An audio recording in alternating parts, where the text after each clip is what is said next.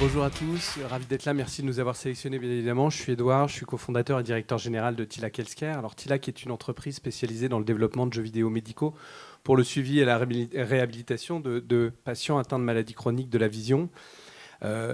Pour être honnête avec vous, je ne viens pas du tout du monde de la santé originellement. J'ai travaillé pendant plus de 10 ans dans le monde du jeu vidéo et j'ai toujours été passionné par la capacité qu'avait le jeu à retenir l'attention des utilisateurs et à les engager sur le long terme. Et en 2016, j'ai eu la chance de rencontrer un professeur en ophtalmologie, le professeur Sahel, créateur de l'Institut de la Vision, qui m'a parlé d'un problème qu'il avait pour suivre certains de ses patients atteints de maladies chroniques des yeux liées à l'âge, comme la DMLA ou la rétinopathie diabétique. Ces maculopathies chroniques sont la première cause de cécité dans le monde, mais heureusement, elles peuvent être traitées par ce qu'on appelle des anti-VEGF. Malheureusement, du fait du manque de ressources, globalement, on se retrouve avec des parcours de soins qui sont non optimisés, et ces injections, en fait, elles n'interviennent pas toujours au bon moment. Donc on a des phénomènes de surinjection ou de phénomènes de sous-injection. Et donc on a des patients qui reçoivent des injections trop tard, donc qui vont perdre la vue peut-être trop vite, et d'autres qui vont avoir trop d'injections, et ça va coûter trop d'argent pour les parcours de soins de manière générale.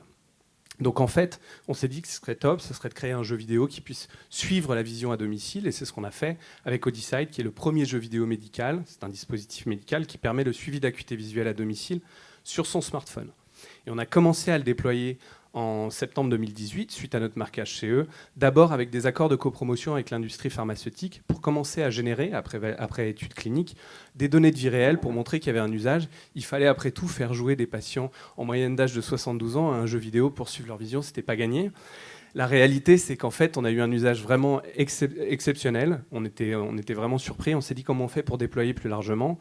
Et grâce aux délégués médicaux de nos partenaires, on a commencé à déployer la solution auprès de plus de 200 ophtalmos et près de 3000 patients d'ici jusque fin 2021, ce qui nous a permis de déposer un article 51.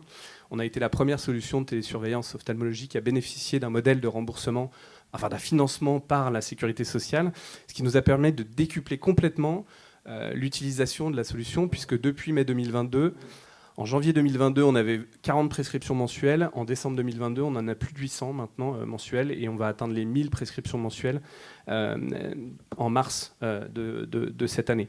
Donc on est vraiment complètement dans l'air du temps. Il vient d'avoir 2 décrets sur la télésurveillance. On veut après rentrer dans le droit commun et devenir la première solution de télésurveillance en ophtalmologie à bénéficier d'un remboursement dans le droit commun. Et puis après, on veut se diversifier géographiquement dans les pays où il y a des modèles de remboursement qui sont similaires à celui qu'on connaît en France. On regarde bien évidemment l'Allemagne, on regarde aussi les États-Unis.